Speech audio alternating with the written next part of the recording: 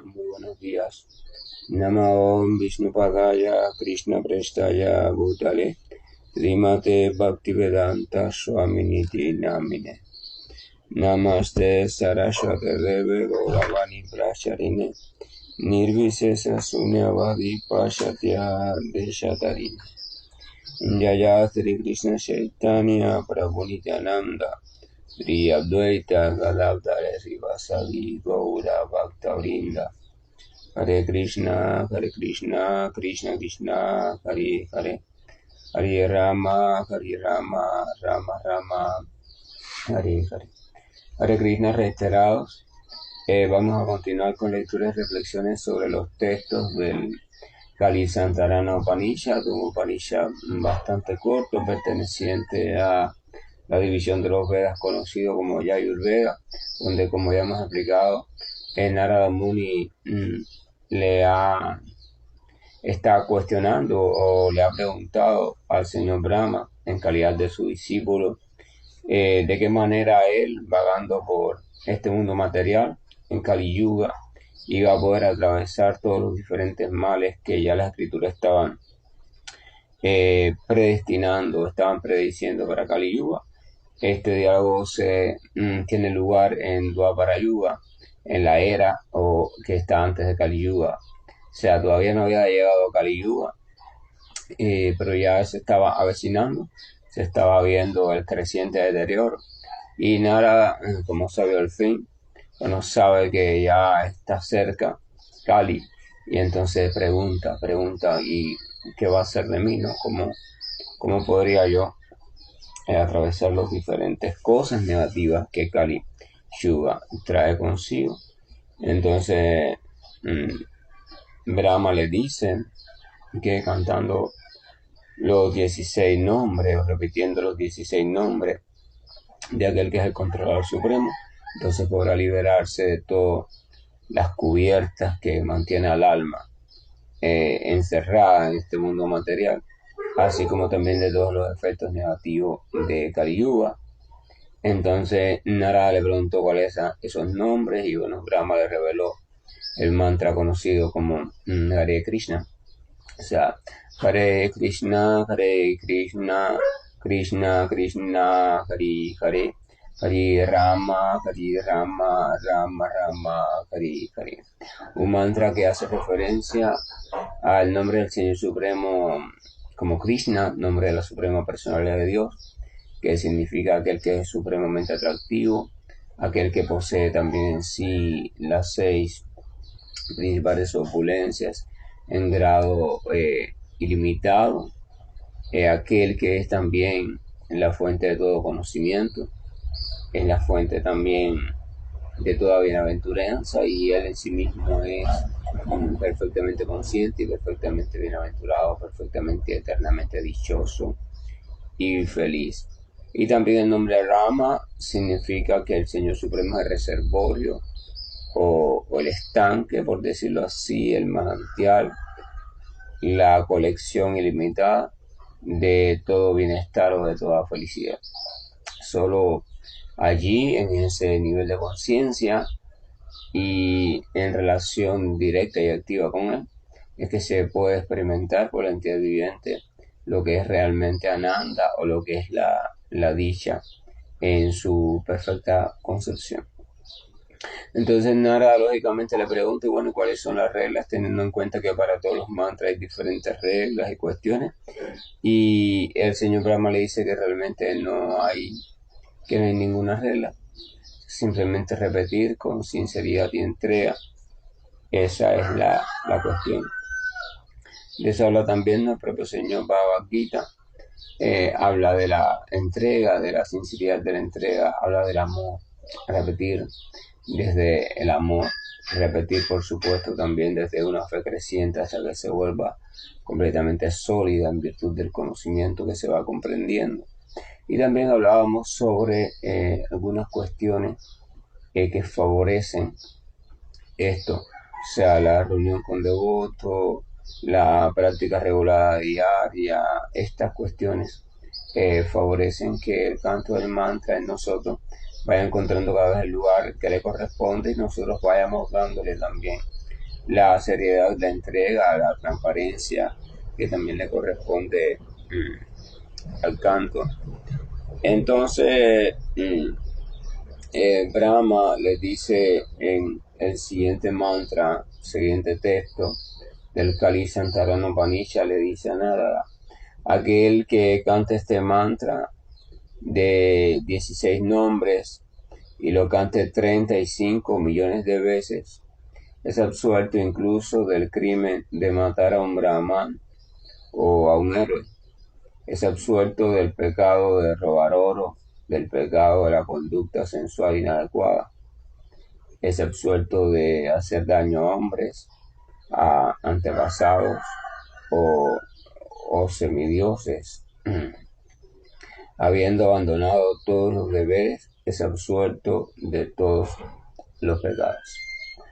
Vamos a ver que este fragmento, este texto, en la parte correspondiente a Brahma, comienza diciendo: aquel que cante este mantra de 16 nombres 35 millones de veces. Los mantras normalmente, por lo general, tienen un número determinado de repetición, así como un tiempo determinado de práctica, que son requerimientos para que el mantra supuestamente comience a mostrar su efecto verdadero. Entonces aquí el señor Brahma emplea un número bastante extenso, o sea, el número de 35 millones de veces.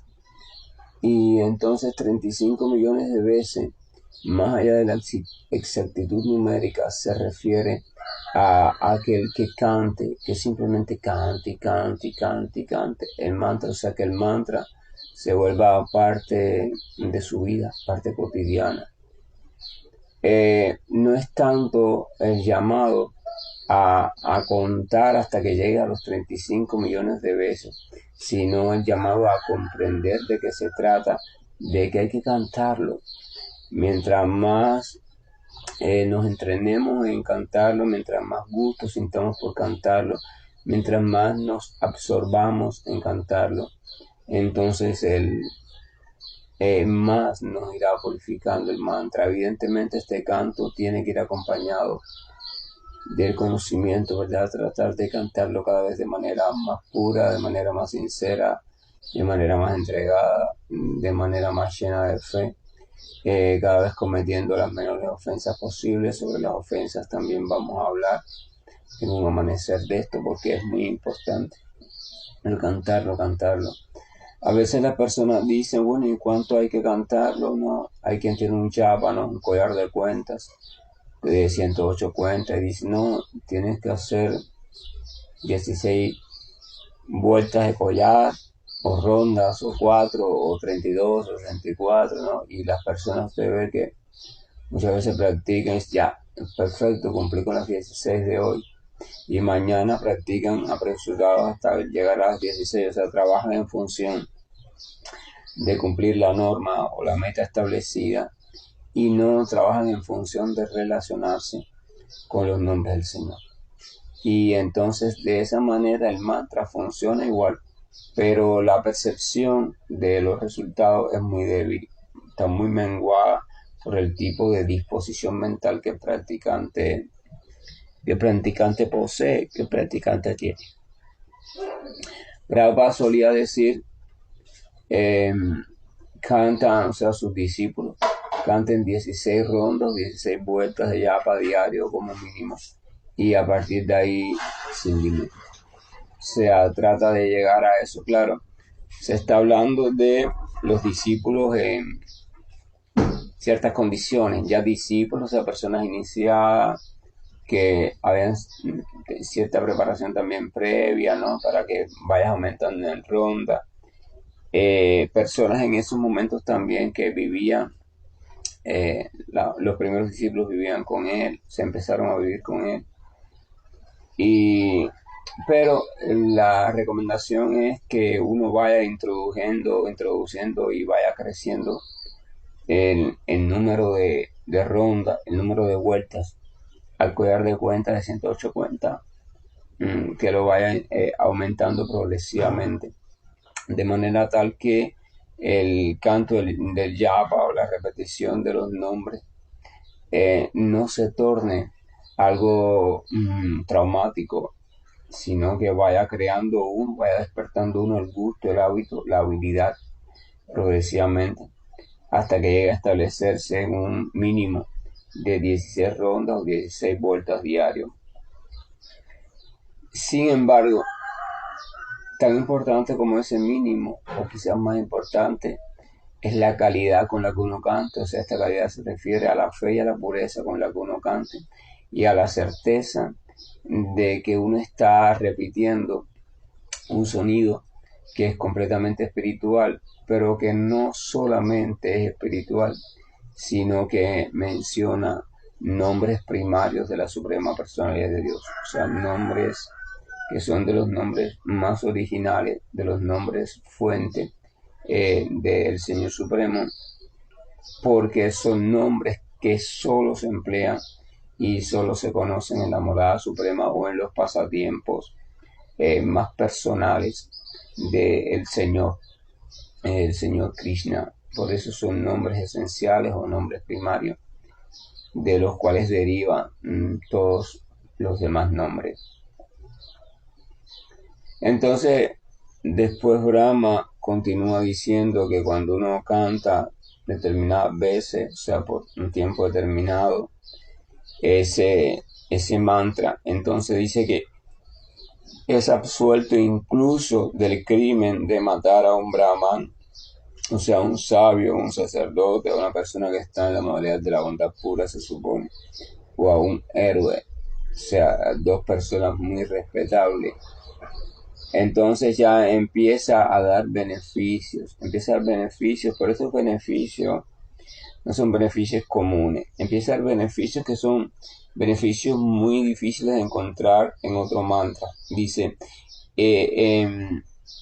es absuelto incluso, o sea, dice, es absuelto hasta, o sea, hasta del crimen, ser absuelto del crimen de matar a un brahmana o un sacerdote o alguien que está en la modalidad de la bondad pura, dedicada al estudio solamente, o sea, al cultivo del conocimiento. Eso es un crimen muy grande, porque matar siempre es un crimen, pero hay veces que usted ve que se mató a alguien y ese alguien uno es lamentado realmente por su familia, o mataron a mi padre, a mi hijo, a mi hermano, ¿verdad?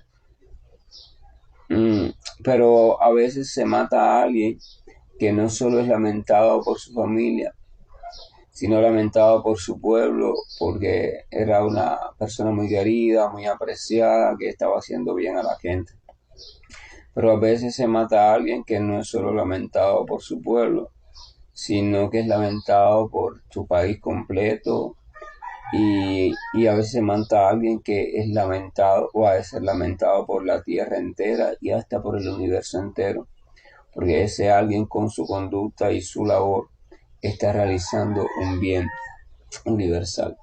Entonces lo que se espera de un brahmana, al menos en aquellos tiempos los brahmanas tenían las cualidades brahmínicas bien establecidas, es que como el brahmana es una persona que ha comprendido y está comprendiendo cada vez más el conocimiento, entonces esa persona está dedicada solamente al cultivo del conocimiento verdadero y a guiar a la humanidad en función de ese conocimiento verdadero. Los brahmanas guiaban a los reyes, los brahmanas guiaban a las familias, los brahmanas guiaban a los pueblos, porque eran, por decirlo así, el conocimiento de Dios, la mente de Dios. Se dice que el brahmana sale de la cabeza de la forma universal del Señor Supremo. El kshatriya o guerrero de los brazos, el shudra de la parte de la cintura y el vaishya o comerciante de las piernas, de la forma universal del Señor. Eso de alguna forma es una forma alegórica de indicar las cualidades de nacimiento de cada una de esas cuatro divisiones.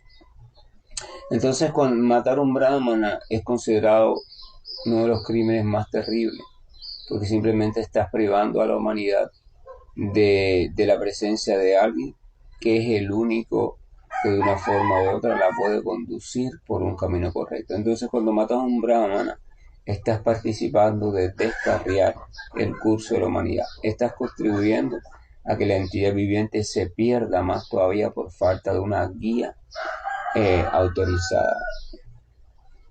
Hay dos calificaciones básicas generalmente de acciones: aquellas acciones que contribuyen a encauzar correctamente la vida de la entidad viviente y aquellas acciones que contribuyen a descarriar o desorientar el curso de la vida de la entidad viviente. Entonces, aquellos que se dedican a esto último es lo que la escritura llama acción demoníaca, y aquello que se dedica a lo primero es lo que la escritura llama acción divina, o acción que te hace trascender. Entonces, matar a un brahman es matar a alguien que está al servicio consciente del Señor. Realmente todos estamos al servicio del Señor, porque nadie puede actuar de manera independiente al Señor, ni siquiera los grandes demonios. Incluso ellos están al servicio del Señor, pero es un servicio no consciente. O sea, no es un servicio voluntario, no es un servicio que yo comprendo quién es el Señor, yo comprendo cuál es su objetivo, yo comprendo su manera de actuar, y entonces yo voluntariamente quiero contribuir a ella y le muestro la disposición a mi Señor, o a un sirviente puro de mi Señor, ¿verdad? Ese es el devoto, ese es aquel que tiene cualidades divinas. Pero está el demonio. El demonio puede ser que incluso, o sea, niega al Señor, o incluso lo vea como su gran enemigo y siempre está buscando la manera de cómo destruye al Señor y a sus seguidores, ¿verdad? Porque él quiere ser el Señor, el único Señor. No tolera que adoren a nadie más diferente de él. Entonces él, sin embargo, su propia existencia y las propias cosas que hace están siempre de una forma u otra controladas por el Señor, porque los recursos que utiliza para hacer todo eso, empezando por el ego falso, están sustentados por el Señor. O sea, se forman de la energía del Señor también. Pero la modalidad de conciencia, la modalidad por la cual está siendo dirigido, la modalidad de la ignorancia más oscura que hay, más densa que hay. Y entonces, de manera consciente, él no tiene o él no vive desde una actitud de servicio, sino que vive desde una actitud de oposición o de una actitud de competencia con el Señor. Entonces él tiene servicio, él está sirviendo, el Señor está participando en la obra de teatro del Señor conforme a la voluntad del Señor, pero no conscientemente ni tampoco de manera favorable. Por tanto, su servicio no se puede llamar servicio devocional. El servicio devocional es cuando la criatura de manera consciente y voluntaria decide dedicar sus energías, o sea, sus diferentes potencialidades, sus diferentes actividades, así como también lo que ha adquirido durante la vida en el mundo material, sus capacidades, sus diferentes saberes materiales, los decide emplear en función de la obra de la Suprema Personalidad de Dios, que es la obra de rescatar o dar la oportunidad continuamente a las entidades vivientes que están todavía enredadas, que estamos todavía enredados en este plano de conciencia material, para que puedan conocer y acceder a su plano natural de existencia, o el plano de la trascendencia. Eso es a lo que se llama servicio devocional, y eso es lo que se llama conciencia favorable de Krishna. Prabhupada explica que los grandes demonios también tienen conciencia de Krishna, también tienen conciencia de Dios en una categoría más general, pero ese tipo de conciencia desfavorable también se clasifica como desfavorable. Tienen conciencia porque ellos están siempre pensando en Dios, pero pensando en Dios como su enemigo. Entonces están conscientes de Dios porque saben de la existencia del Señor, pero la actitud que tienen en relación hacia la Suprema Personalidad de Dios, o hacia cualquiera que siga, defiende o glorifique a la Suprema Personalidad de Dios, es una actitud completamente opuesta, una actitud completamente negativa. y completamente desafiante. Por tanto, tienen una conciencia de Krishna desfavorable. Y esas son las dos grandes categorías. Entonces, más adelante, Brahma continúa diciendo, bueno, que es absuelto incluso de matar a un héroe, es absuelto del pecado de robar oro, del pecado de la conducta sexual inadecuada. O sea, mencionan varias categorías de acciones pecaminosas que para ese momento, para la época, o sea, a finales de Dwapara-yuga, eran muy sancionadas. Entonces, al final dice, habiendo abandonado todos los deberes, es absuelto de todos los pecados. Hay, ¿no?, una inquietud, una pregunta que puede surgir en la mente, ¿no? Las personas, ¿cómo es posible que la repetición de un mantra determinado, en este caso, el mantra este que comienza con el Hare Krishna y que tiene 16 palabras y que repite las palabras Hare Krishna y Rama de forma armónica, ¿cómo es posible que pueda liberar de todos los pecados o llámese también todo el cúmulo de reacciones kármicas que existen en la entidad viviente? Vamos a recordar que la entidad viviente, o sea, nosotros, a lo largo de nuestra existencia y nuestra existencia como entidad viviente es eterna, como seres humanos no, pero como entidad viviente es sí. Recuerden siempre que cuando mencionamos entidad viviente, casi siempre, a no ser que haga que indique lo contrario, vamos a estar haciendo referencia al alma, a la entidad viviente espiritual, al ser espiritual que se está manifestando en este momento, en este sueño como ser humano, o sea, bajo una maquinaria, un prototipo material conocido como ser humano. Ese ser humano se le llama ser humano a esa vida que usted está llevando hoy mismo, o sea, ahora mismo, en este periodo, con un cuerpo determinado, con ciertas capacidades determinadas, en una forma determinada, bajo una cultura determinada. Eso es el ser humano. Ese ser humano todas sus actividades las realiza desde un cuerpo material y por tanto es temporal, construido con los elementos que pertenecen al mundo material, así que quiere decir que estos elementos son transitorios y temporales, porque no existieron siempre y no van a existir siempre, son combinados, juntados en determinado orden y puestos en movimiento, o sea, dinamizados por las modalidades de la naturaleza material, siendo una generalmente la predominante, aunque hay la posibilidad de cambio en ese orden. Entonces, ese ser humano no es eterno, pero la entidad viviente o alma o jiva, que es una partícula, energía espiritual, que es la que está viviendo todo este sueño como ser humano, esa sí es eterna. Entonces, ¿qué pasa cuando esta partícula se identifica con el mundo material? Ya hemos visto eso muchas veces, ¿verdad?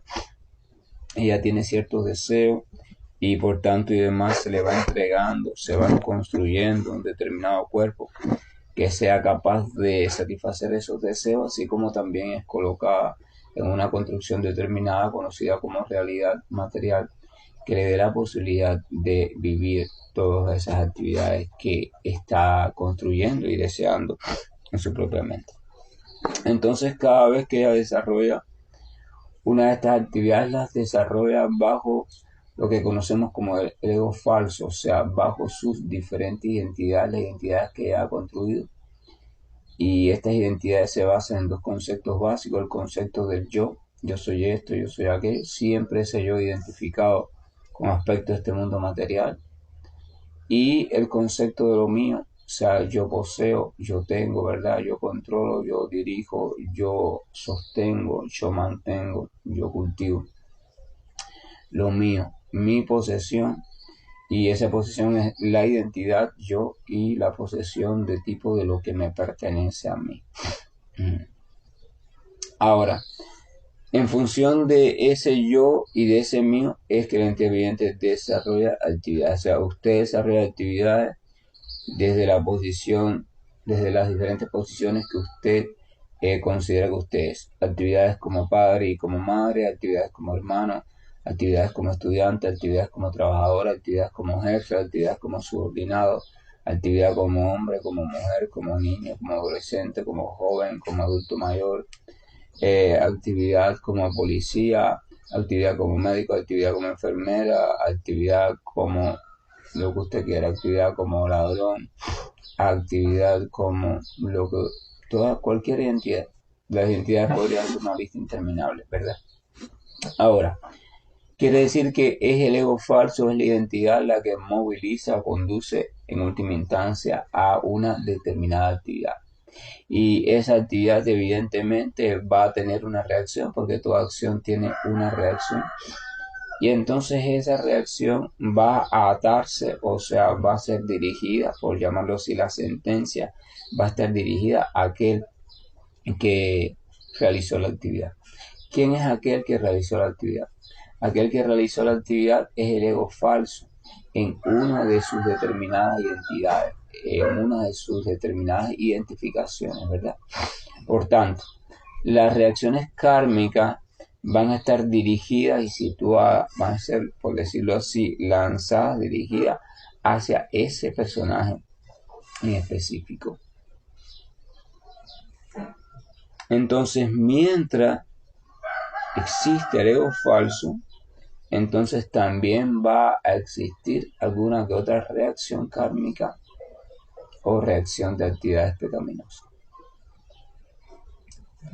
Quiere decir que la forma de liberarse de manera total de la posibilidad de reacciones pecaminosas acumuladas y de no generar más reacciones pecaminosas es liberándose, detectando y liberando del ego falso.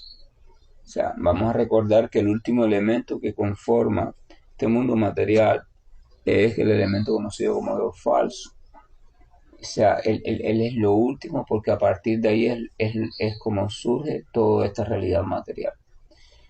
Y ese ego falso o concepto del yo y concepto de lo mío, cuando es superado, entonces se puede decir que la criatura superó la cobertura última del mundo material y entonces lo que se conoce como liberación.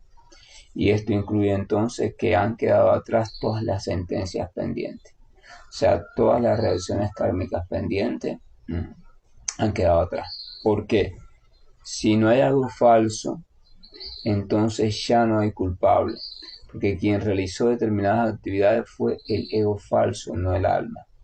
Entonces, si ya la conciencia ha encontrado de nuevo refugio en su estado original, o sea, en el alma, se ha comprendido como criatura espiritual, chispa divina, etcétera, etcétera, y ha comprendido lo ilusorio del ego, entonces también puede comprender lo ilusorio de todas las acciones y reacciones que el ego realiza y que el ego después tiene, por supuesto, que sufrir o que recibir el resultado. Entonces, cuando uno está cantando un mantra determinado, está pasando algo. Primero, el mantra sirve como ejercicio de liberación mental, o sea, de concentración mental, permite que la mente poco a poco se vaya concentrando en un sonido determinado. O sea, un ejercicio de concentración, así como hay quien se concentra en una imagen, en la llama de una vela, en un color, en una visualización, en un pensamiento, en una sensación del cuerpo, en lo que sea. Entonces, en este caso, bueno, está el que se concentra en un sonido determinado. Cuando la mente se empieza a concentrar la atención, se aplica un sonido determinado, entonces poco a poco todas las potencialidades de la entidad viviente que están diversificadas entre los diferentes sentidos, acciones, pensamientos, deseos, etcétera, etcétera, todas poco a poco van siendo recogidas. O sea, toda la energía que está distribuida va siendo recogida poco a poco. En algunas personas funciona más rápido, otras más lento, de acuerdo a su intensidad de expansión energética que tiene. Va siendo redirigida toda la energía hacia el punto donde está depositado la atención. Entonces llega un momento en que ya toda la energía va siendo devuelta allí. Entonces la mente encuentra estabilidad. porque la mente no tiene estabilidad porque ha distribuido una porción de sus energías y de sus potencialidades entre diferentes elementos. Tiene una porción que está entretenida en lo que oye, en lo que ve, en lo que gusta, en lo que siente por su tacto, en lo que siente por su olfato.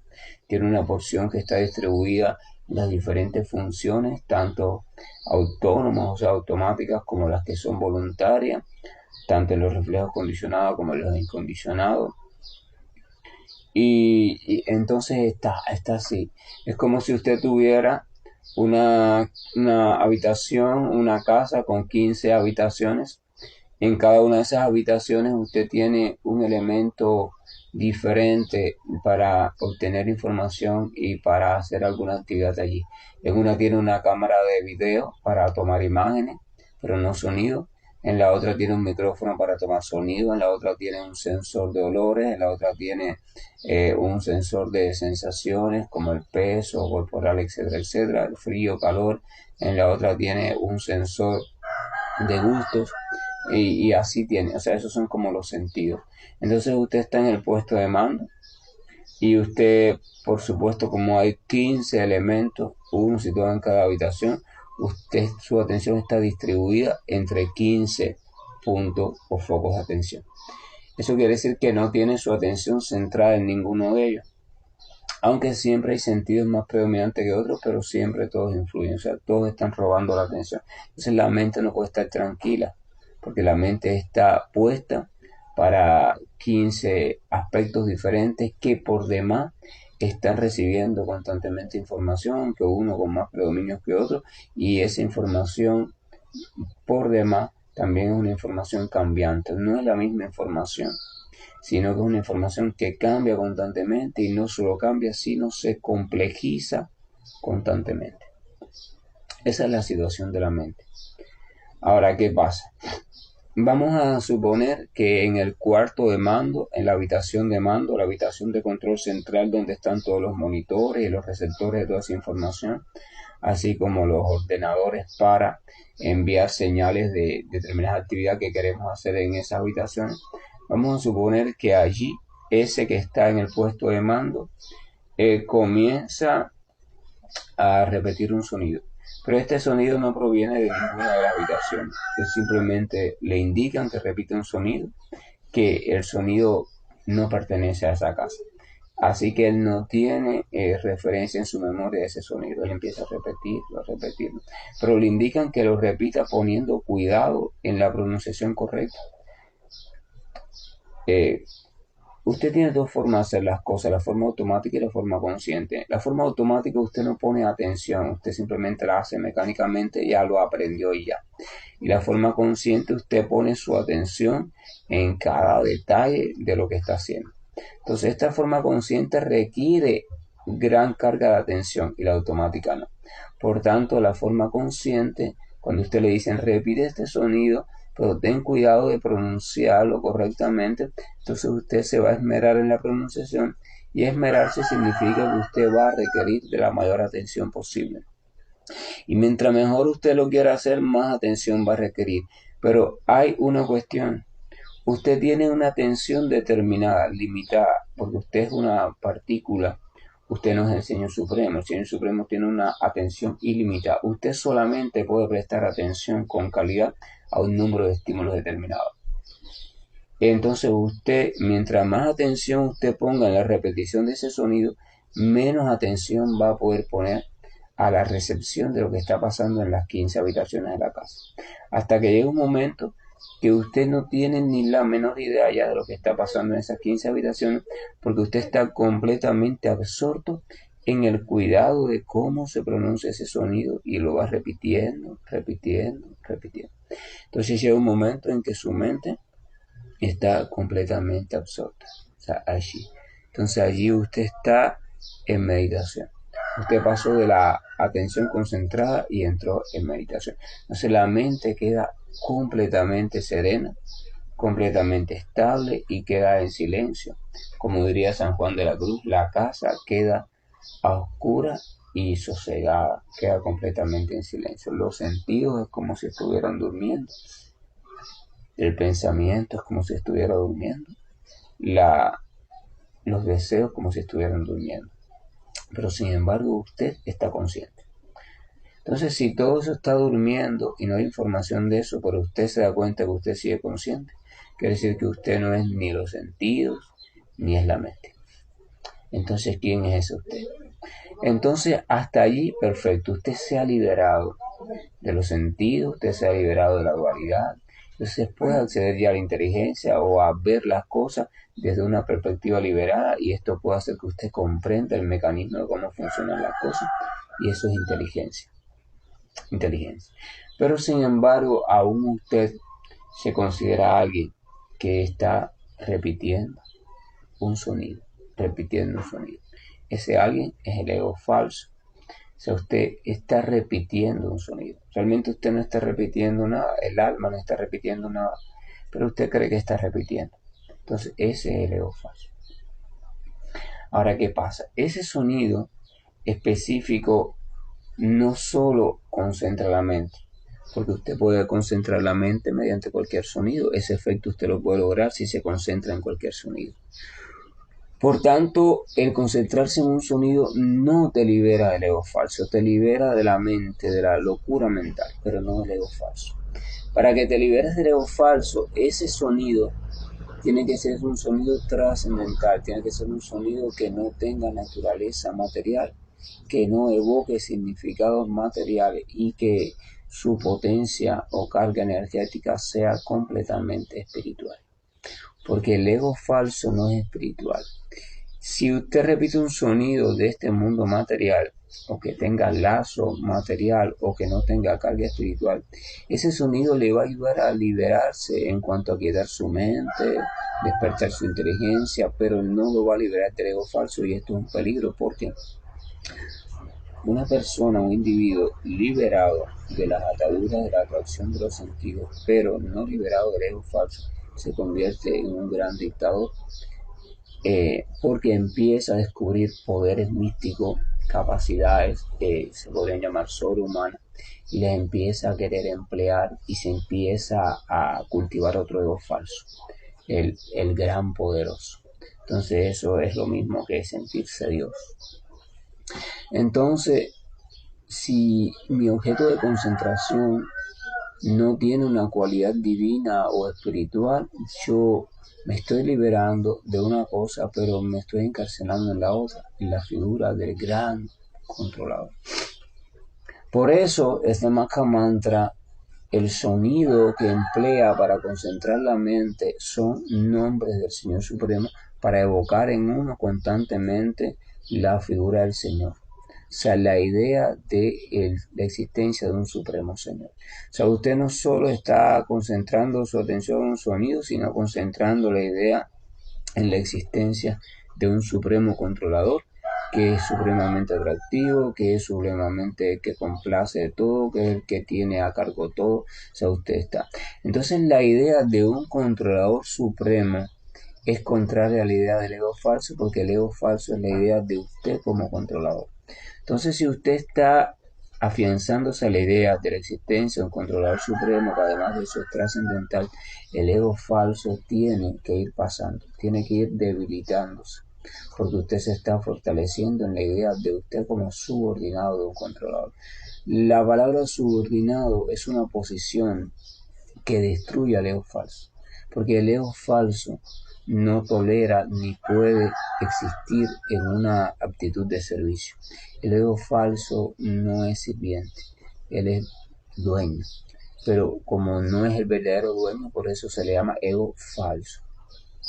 Entonces es como ese mantra, gracias a la idea que constantemente está evocando de la divinidad, del Señor Supremo, de sus cualidades, sus características, sus pasatiempos, etcétera, etcétera, y gracias a que usted se está entregando a esa idea por completo, entonces esa es la única manera que se puede trascender por completo el ego falso en todas sus posibles modalidades de existencia.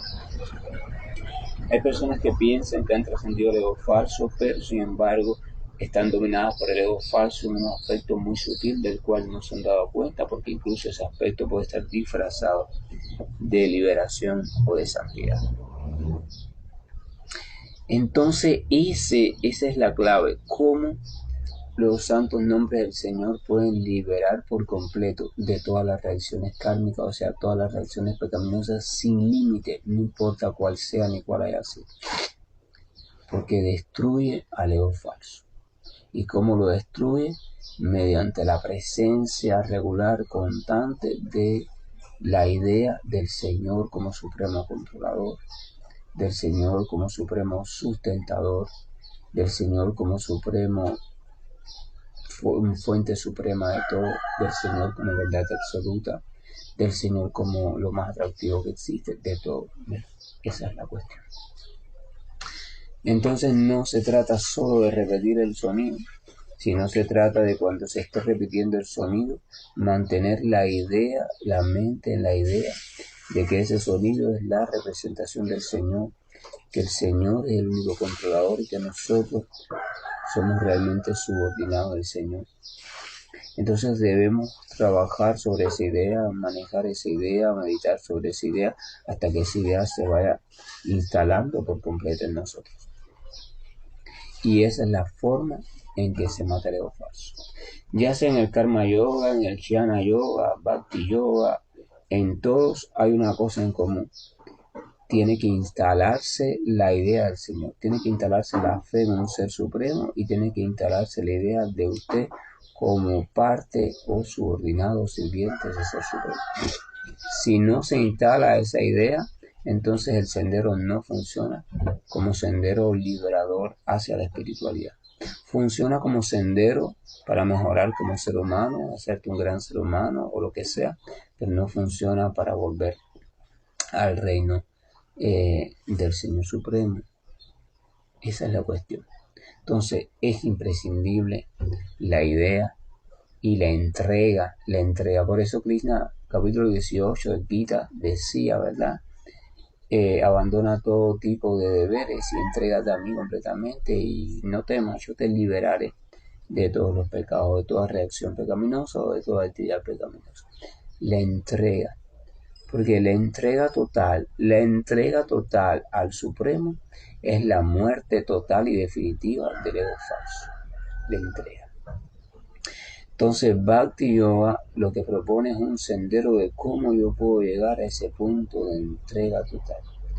Y ese sendero en Kali Yuga está marcado por la repetición de estos nombres que Brahma le está indicando a Narada. Entonces, después viene un texto donde Brahma termina este Kalisantarana Upanishad y el texto es el siguiente. Brahma dice: estos sonidos de todo te liberan, de todo te liberan. Tal es la Upanishad, o sea, tal es esta enseñanza. Y terminamos con el Kalisantarana Upanishad. Piense, reflexione, si quiere reescuche los audios, están ahí en el canal de YouTube. Y estamos hablando ya de un texto que no es el Gita, que no es un texto como el Srimad Bhagavatam, que no es otro texto de los traducidos por Srila Prabhupada, o sea, un texto que no está traducido por el Movimiento de Conciencia de Krishna, pero que sin embargo hace alusión autorizada a como el canto, el Maha Mantra Hare Krishna, Krishna Krishna, Hare Hare, Hare Rama, Rama Rama, Hare Hare, o la glorificación de los nombres del Señor con fe, entrega, amor, sinceridad, conocimiento, etcétera, etcétera, libre de ofensa, es la forma indicada desde antes que Kali Yuga comenzara para estos tiempos conocidos como los tiempos de degradación por excelencia.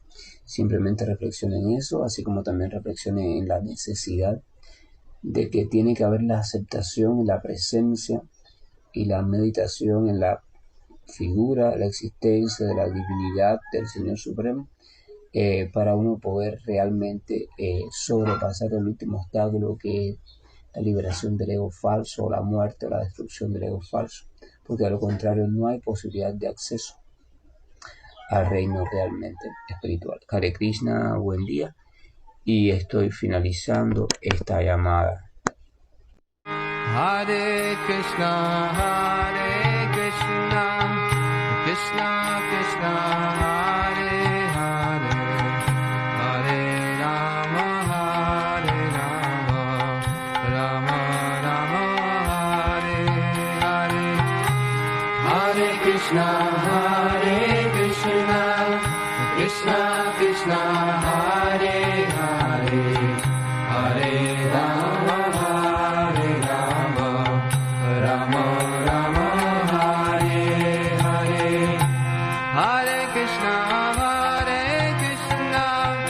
Krishna Krishna, Hare Hare, Hare Rama, Rama Rama, Hare Hare. Hare Krishna, Krishna Krishna, Hare Hare, Hare Rama, Rama Rama, Hare Hare. Hare Krishna, Krishna Krishna, Hare Hare, Hare Rama, Rama Rama, Hare Hare. Hare Krishna,